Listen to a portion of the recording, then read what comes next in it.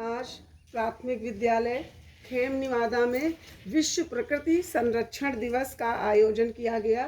यहाँ छोटे छोटे बच्चे सब एकत्रित हैं और प्रकृति के संरक्षण के बारे में जान रहे हैं, सुन रहे हैं और समझ रहे हैं।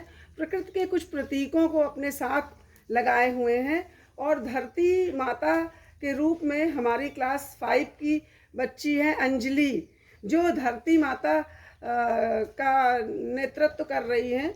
और इसका उद्देश्य है इस दिवस का, वर्तमान परिप्रेक्ष्य में कई प्रजातियां एवं जीव जंतु जो विलुप्त हो गई हैं, उन विलुप्त हो रहे जीव और जंतुओं तथा वनस्पतियों की रक्षा का हम संकल्प लें, यही इस दिवस का उद्देश्य है।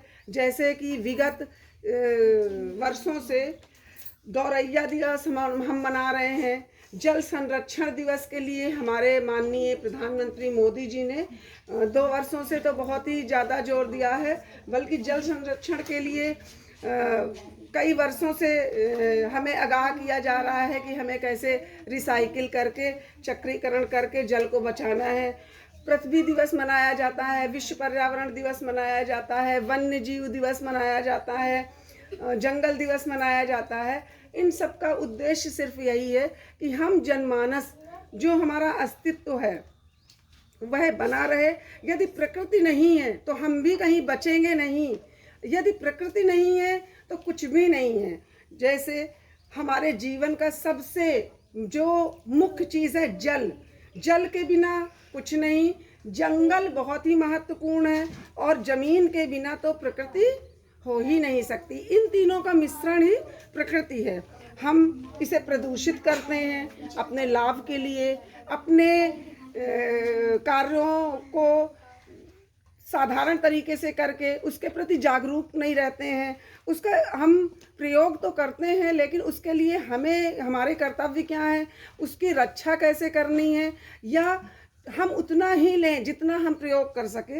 यदि हम यह सब करें तो काफ़ी कुछ पर्यावरण को सहयोग दे सकते हैं।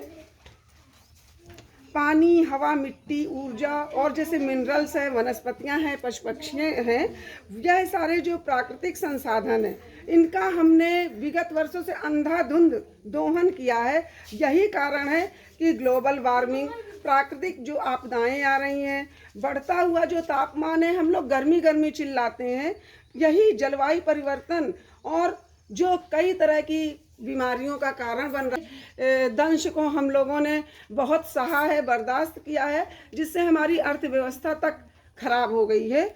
यह सब कहीं ना कहीं प्रकृति से जुड़ी हुई चीज़ें ही हैं और हमें हर तरीके से अपनी मिट्टी को बचाना है, अपने पेड़ पौधों को बचाना है, अब जीव जंतुओं को बचाना है। मिट्टी की खुदाई हो रही है, पहाड़ काटे जा रहे हैं, अंधाधुंध निर्माण कार्य हो रहा है। एक दिन ऐसा आएगा जब हम रोटी के लिए तरसेंगे, एक दिन ऐसा आएगा जब हम एक एक बूंद पानी के लिए तरसेंगे। लेकिन अभी हमें सिर्फ विकास और विकास नज़र आ रहा है और कई जो जातियां विलुप्त हो गई हैं, उन सबके संरक्षण के लिए हम इस दिवस का आयोजन करे हैं।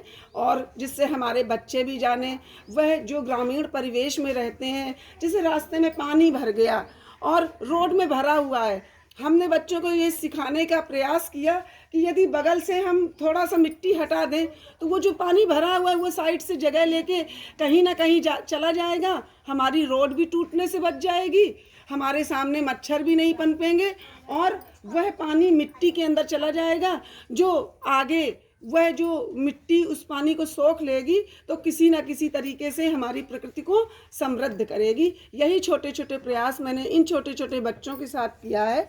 धन्यवाद।